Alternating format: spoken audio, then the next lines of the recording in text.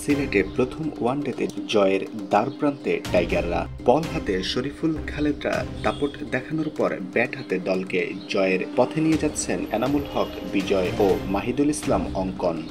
সিলেট আন্তর্জাতিক ক্রিকেট স্টেডিয়ামে টসে জিতে প্রথমে ব্যাটিংয়ের সিদ্ধান্ত নেন সফরকারী দলের অধিনায়ক নেক ক্যালি।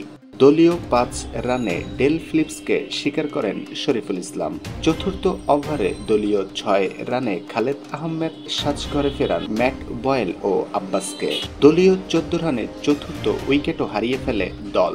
প্রবল ঝড়ের মুখে প্রতিরোধ গড়ার চেষ্টা চালান রিস মারিও। 51 বলে 42 রান করে যার ইনিংসের ইতি ঘটে তানভীর ইসলামের শিকার হয়ে। এরপর শেষ লড়াই চালান ডিন ফক্সকফ। এক পর্যায়ে তিনি হয়ে ওঠেন অপ্রতিরোধ্য। এই দুজন ছাড়া আর কেউই 2 অঙ্কের দেখা পাননি। ফক্সকফট এক উইকেট হাতে রেখে রান বাড়ানোর মিশনে নামেন।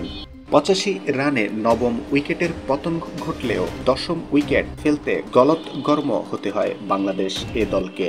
ঝড়ো ব্যাটিংয়ে অটোনামা ফক্সকফট তুলে নেন হাফ সেঞ্চুরি। শেষ পর্যন্ত 64 বলে 72 রান করে ক্ষান্ত হন। 6টি 4-এর সাথে হাঁকান 4টি ছক্কা।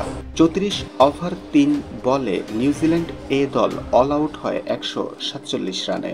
বাংলাদেশের পক্ষে খালেদ আহমেদ ও তানভীর ইসলাম 3টি করে এবং ইবাদত হোসেন চৌধুরী ও শরীফুল ইসলাম 2টি করে উইকেট শিকার করেন।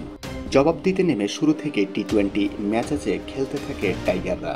চতুর্থ ওভারে দলীয় 30 রানে পারভেজ হোসেন ইমন এবং ষষ্ঠ ওভারে 53 রানে নাইম শেখ বিদায় নেন। ইমন 12 বলে 24 ও নাইম 20 বলে 18 রান করেন। দ্রুত জয় তুলে নেওয়ার পথ দেখিয়ে দেন দুজনে। বাকি কাজটা সহজ হয়ে যায় অন্য ব্যাটারের জন্য। এরপর এনামুল হক বিজয় ও মাহিদুল ইসলাম অঙ্কন এখন পর্যন্ত কোনো বিপদ ঘটতে দেননি।